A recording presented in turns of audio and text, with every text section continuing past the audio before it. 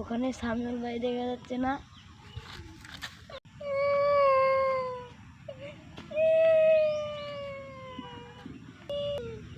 ভাই আপনি কাটছেন কেন? লোকের কথা কি তুমি ভাই, কালকে আমার গরুটা চুরি হয়ে গেছে। ভাই কান্দেন না, শান্ত হন।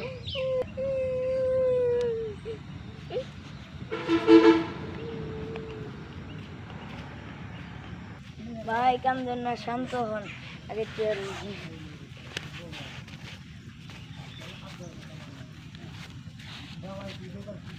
ভাই, এবার সব খুলে বলুন কি হয়েছে।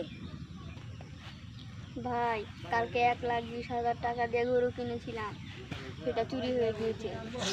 ভাই আপনি কি তাকে দেখলে চিনতে পারবেন?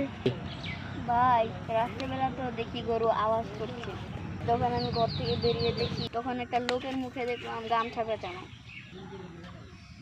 দেখি গরু নিয়ে পালিয়ে যাচ্ছে। ভাই তাহলে আমরা চেয়ারম্যানের কাছে চলে যাই।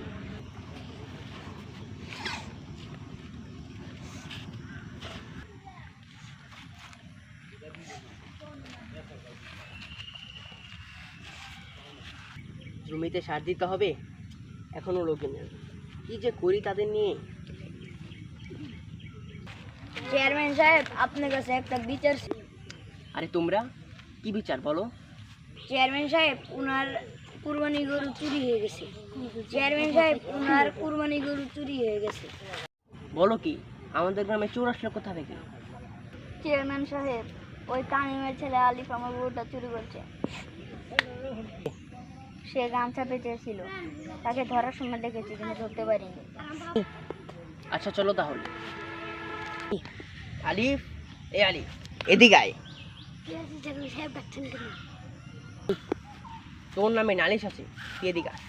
কিসের নালিশ? তুই সামিউল ভাইয়ের গরু চুরি করেছিস, তার নালিশ।